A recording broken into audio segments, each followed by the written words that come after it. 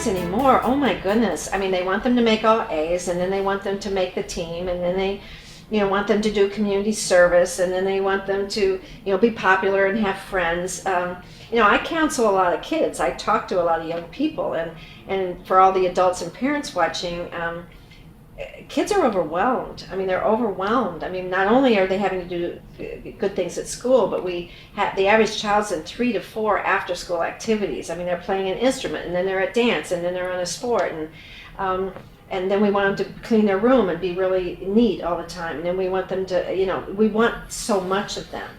And it's a lot. I mean, as adults, we aren't expected to, we're given more leeway as adults than we give sometimes a 7 or 8-year-old.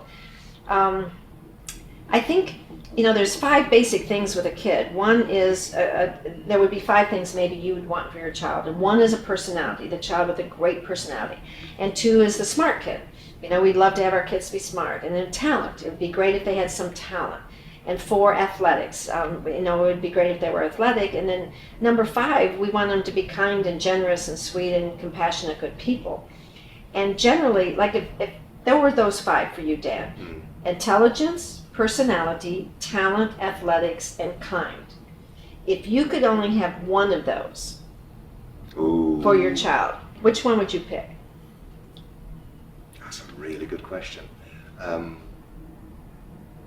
Personality. Personality. Okay, and so would I. So you and I are very much alike while we're sitting here doing the jobs we do. So for us, if our child had personality, they could pretty well do anything, all right? They could overcome anything. And that was me. I mean, I wasn't a straight A student, I wasn't a straight B student, but my personality, and yours too, they've carried us through life. And so for my parent that had the personality, okay, my dad was funny and outgoing and all of this, I mean, he and I just kind of connected because we're both joking around. Well, for everyone watching, for all of you watching, some of you, personality isn't what they picked. Some of you all picked intelligence, and some of you picked talent, and some of you picked athletics. Some of you picked kind and sweet. Well, whichever one you pick, if everyone watching you would pick 1, that's what you value the most. You and I value personality over anything else. Well, for our children that have personality as their key gift. Happy days. Oh, we think they're awesome. And if they make a C once in a while, we're fine. They have a great personality. If they don't make cheerleading, that's okay. They have a great personality.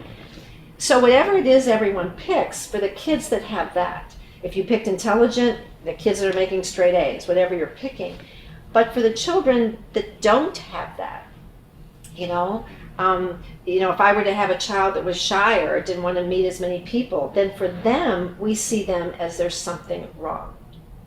Doesn't mean we don't love them, but we go after fixing them. And somehow they get the message that they're not okay. They're not quite up to They're scratch. not quite, even though they could be gifted and talented and have everything else, but they don't have the one thing that we want.